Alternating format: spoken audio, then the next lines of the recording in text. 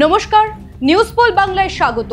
আমি আপনাদের সঙ্গে রয়েছি স্নেহা। এই মুহূর্তের সবথেকে বড় খবর, এসএসসি ভবনের সামনে চাকরিহারা শিক্ষকরা অবস্থানরত রয়েছেন।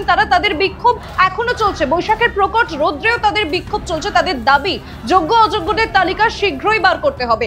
যদিও ইতিপূর্বে মুখ্যমন্ত্রী মমতা বন্দ্যোপাধ্যায় তাদের বারংবার কাজে ফেরার কথা বলেছেন, কিন্তু যোগ্য শিক্ষকরা সেই কথায় এখনো পর্যন্ত কর্ণপাত করেননি। আজ মেদিনীপুরের কলেজ মাঠ থেকে তাদের উদ্দেশ্যে বড় বার্তা দিলেন মুখ্যমন্ত্রী মমতা বন্দ্যোপাধ্যায়। কি বলছেন মুখ্যমন্ত্রী শোনাবো আপনাদের। আর শিক্ষক শিক্ষিকারা আমি বলি, আপনারা নিশ্চিন্তে স্কুলে গিয়ে ক্লাস করুন। আপনাদের মাইনে নিয়ে ভাবতে হবে না। আইনের মধ্যে থেকেই রাজ্য সরকার আপনাদের কাজ করে দেবে। আপনি এ না বি এটা কোর্ট ঠিক করবে, আমরা নই। কিন্তু আপনাদের মনে রাখতে হবে, যে যেখানে চাকরি করছেন চাকরিতে ফিরে যান। টাকা কিন্তু ওই যারা আপনাদের ওস্কাচ্ছে তারা দেবে না, মাইনে কিন্তু গভর্নমেন্ট দেবে। আমি গতকাল সন্ধ্যে থেকে কমপক্ষে 10 বার ফোনে কথা বলেছি। আমি কলকাতায় থাকলে হয়তো 1 সেকেন্ডে মিটিয়ে দিতে পারতাম, কিন্তু যেহেতু আমি মিদনাপুরে আছি, আমি রাত 12টা পর্যন্ত কথা বলেও দেখছি কেউ কেউ রিজিড আছে যে টেন্টেড আনটেন্টেড লিস্ট বের করতে হবে। আরে আপনার কি যায় আসে? কেন অন্যদের কথায় পা দিচ্ছেন? টেন্টেড কি আনটেন্টেড কি আপনার দেখার তো প্রয়োজন নেই। ওটা দেখার জন্য রাজ্য সরকার আছে, কোর্ট আছে। আমরা এভিডেন্স নেব, আমরা কোর্টের কি বলা হয়েছে দেখব। এটা আপনার তো লিস্টের দরকার নেই। আপনি চাকরি করেন, আপনার চাকরিটা আছে কিনা দেখার দরকার। আপনি ঠিকমতো মাইনে পাচ্ছেন কিনা সেটা আপনার দেখার দরকার। অন্যটা আপনার দেখার দরকার নেই, ওটা আমাদের ওপরে ছেড়ে দিন। আমি তো আপনাদের বলছি আপনারা ফিরে পাবেন। আমরাই তো আপনাদের কোর্টে গিয়ে আপনাদের হয়ে ফাইট করে অ্যালাউ করেছি। শোনালাম মুখ্যমন্ত্রী মমতা বন্দ্যোপাধ্যায় চাকরিহারাদের উদ্দেশ্যে কি বলেছেন, এবং চাকরিহারা শিক্ষকরা যারা যোগ্য তারা বারংবারই বলছেন তাদের যোগ্য এবং অযোগ্যদের তালিকা বার করার কথা, এবং তারা মুখ্যমন্ত্রীর কাজে ফেরার কথায় একেবারেই কর্ণপাত করছেন না। কি বলছেন চাকরিহারারা শোনাবো আপনাদের। ও মুখ্যমন্ত্রী তো মন্ত্রী ছাড়া কোনো যোগ্যই নয়, আর কোনো যোগ্যতাই নেই। কিসের যোগ্যতা স্যার? বারবার মিথ্যা কথা বলে, মিথ্যা প্রতিশ্রুতি দিয়ে মিথ্যা ফ্রি হয়ে যাচ্ছে। বারবার মিথ্যা কথা। মন্ত্রিসভাকে কন্ট্রোল করতে পারে না। আচ্ছা, উনি পাশাপাশি যার একটা কথা ছাড়া কোনো মন্ত্রী কথা বলে না, সে কি করে বলে যে আমি কিছু জানি না? ওনার পাশের চেয়ারে বসে আছেন, তল থেকে এত কোটি কোটি টাকা বেরোচ্ছে, কিছু জানেন না? মিথ্যে প্রতিশ্রুতি দেয় কি করে? লজ্জা করে না? মানুষ কিছু বোঝে না? ওই জায়গায় বের করে সবাইকে নামাতে চাইছে, নিজের লেভেল অনুযায়ী সবাইকে নামাতে চাইছে। কোনো যোগ্যতা নেই মুখ্যমন্ত্রী, কোনো যোগ্যতা নেই মুখ্যমন্ত্রী হওয়ার। পৃথিবীর সর্বশ্রেষ্ঠ অযোগ্য মুখ্যমন্ত্রী। আমার দিকে একবার ছেড়ে দিয়ে দেখো, তারপর কিরকম করতে হয়। আমার দিকে মুখ্যমন্ত্রী ছেড়ে দিয়ে দেখো একবার, কাকে কি করতে হয় দেখে দেবো। কি গরু ছাগল ভাড়া পেয়েছে নাকি? 10,000 টাকা, 2,000 টাকা, 1,000 টাকা বিক্রি করেছে।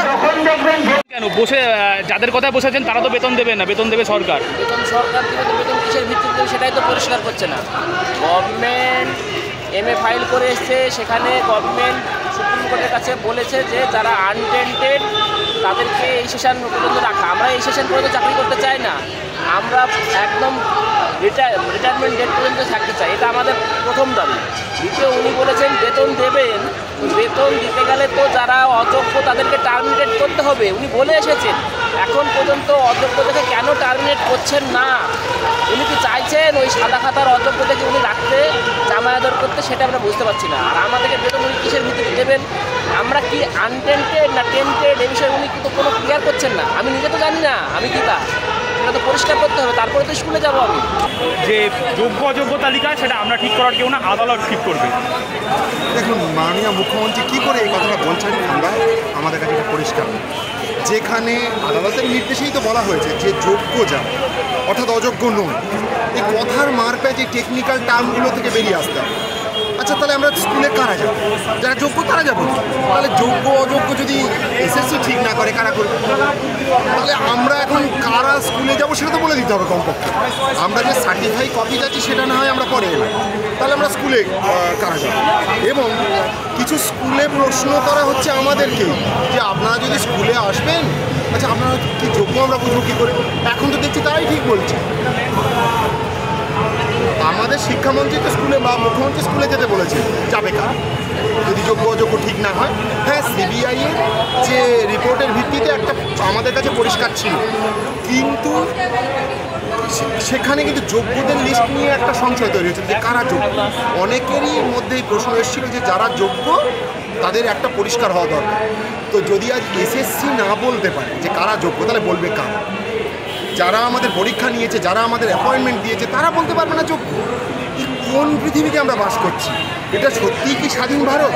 আমাদের শান্তিপূর্ণ প্রতিবাদে কোনো রকম আপত্তি নেই, কিন্তু এই যে পুলিশ নিজের কাজ করতে, কালকে আমরা দেখছি সন্ধ্যে থেকে বহু অফিসাররা যখন ডিউটি করতে গেছে তখন ধাক্কাধাক্কি করা হয়েছে, তাদের আটকানো হয়েছে। যারা ওখানে ভেতরে আছে তারা যখন বেরোনোর চেষ্টা করছে তাদের ক্ষেত্রে আটকানোর চেষ্টা হচ্ছে। আমি প্রতিবাদ যারা করছেন তাদেরকে আবার অনুরোধ করব, শান্তিপূর্ণ প্রতিবাদ তারা করছেন তাতে আমাদের কোনো আপত্তি নেই, কিন্তু এরকম ভাবে যদি খাওয়া জল আটকানো হয়, পুলিশ নিজের ডিউটি যেটা করছে সেইটা করার ক্ষেত্রে যদি আটকানো হয়, তাহলে সেটা কিন্তু আইনসম্মত হবে না। এই প্রসঙ্গে এবার আসবো বিজেপির প্রাক্তন সাংসদ দিলীপ ঘোষ কি বলছেন। দিলীপ ঘোষ বলছেন এই রাজ্যে আন্দোলন করে কোনো লাভ নেই, কারণ এই রাজ্যের সরকার আন্দোলনটাকে নষ্ট করে দিতে চাইছে। আর কি বলছেন তিনি, শোনাবো আপনাদের। বর্তমান যাদের চাকরি চলে গেছে, চাকরি হার, তারা বসছেন। তার আগে ডাক্তাররা, তার আগে 4 বছর 5 বছর ধরে বিভিন্ন স্তরে এসএসসি পাস করে, টেট পাস করে বা প্যারা টিচার পার্ট টাইম, তারাও তো ধর্ণা দিচ্ছেন, এখনও দিচ্ছেন। তো লাভ কি হয়েছে? এই সরকারের কাছে বলে কোনো লাভ নেই। যারা ভুল করে তারা শুধরে নেয়, যারা অন্যায় করে না তারপরে অন্যায় করতেই থাকে, আর সেটাকে ঠিক বলে জাস্টিফাই করার চেষ্টা করে, যেটা মমতা ব্যানার্জি করছেন। সমস্ত খবর ও আপডেট পেতে অবশ্যই চোখ রাখুন নিউজ পোল বাংলায়। নিউজ পোল বাংলা, খবর বিশ্বজুড়ে।